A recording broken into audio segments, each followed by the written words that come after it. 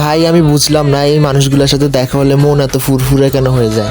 এদের সাথে থাকলে মন অবশ্যই ফুরফুরে থাকবে। এক একটা যে বান্দর যে জায়গা মন খারাপ করে থাকাই যায় না। পৃথিবীতে সবচেয়ে বেদনাদায়ক মুহূর্ত হচ্ছে কোনো কাপালকে হাত ধরে হাঁটতে দেখা। আমি সবাইকে সবসময় মুটি মুটি বলে ডাকি, এখন সবাই বলতেছে আয় ওজন মাপাই দেখি কার কতটুকু ওজন। মানে কি একটা অবস্থা, সবগুলো একসাথে থাকলে কি করি না করি কোনো দিশকুল নাই। এটা হচ্ছে ভূতনি, কিছুদিন আগে ওরে ভূতে ধরছিল তাই ওর নাম ভূতনি। আর সবার থেকে ওজন বেশি আমার, কি কষ্ট ভাই।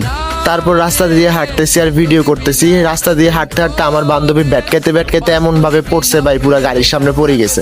তারপর একটা ফুলের দোকানে যায়, ওরা ফুল কিনে। আমি বরাবরই ফুল পাগল মানুষ ভাই, আমার ফুল বহুত ভাল লাগে। ওরা ফুল কিনে, ফুলটা আমি নিয়ে চলে আসছি।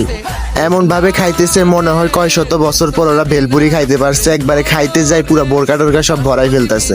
এবার খাই দেয় তো ওরা ঝালে পুরা পিছন সেট জ্বলে যাচ্ছিল। তারপর আমি বলি চল তোদেরকে লাসি খাওয়াই, নাহলে তোদের লাশ ঘরে যাবে। আমার বান্ধবী তো ক্যামেরা দেখে এমন ঢং করে খাইতেছে ভাই, না হলে সবসময় রাক্ষসের মতো খায়, যেটা সত্যি। কোনো কাপালও এমন ভাবে হাঁটে না। আমরা যেভাবে হাঁটতেছি ভাই, মানুষ দেখলে তো বলবে কাপাল, বন্ধু তো কেউ মনেই করবে না। ফুল একটা কিনছে, একবার এর হাতে একবার এর হাতে, কোনো মান সম্মানই নাই ফুল এটার। কিছু দেখো বা না দেখো ভাই, ওদের ঢংটা শুধু দেখো, ঢঙের ঠেলায় বাঁচা যাইতেছে না, এমন ঢং। আর আমার লিম্বাচিয়া বন্ধু সব সময় চুপ থাকে, ওদের সামনে থাকলে চুপ থাকে, না হলে আমার সাথে একা থাকলে পক পক করতে করতে শেষ হয়ে যায়। আর আমার বান্ধবী তো রাস্তা পরিষ্কার করার দায়িত্ব নিছে, বোরকা দিয়ে পুরো রাস্তা পরিষ্কার করে দিছে। যাই হোক, অনেক বান্দামি সান্দামি হয়ে গেছে, ঘরের দিকে যাইতে হবে। ঘরে থেকে কল আসতেছে, আজকে ঘরে না গেলে ওদের একবার শেষ করে ফেলবে। ঘরে তো যাইতে ইচ্ছা করে না, যতক্ষণ একসাথে থাকি বান্দামি সান্দামি গুলো ভালোই লাগে। দেখো না কিভাবে হাঁটতেছে।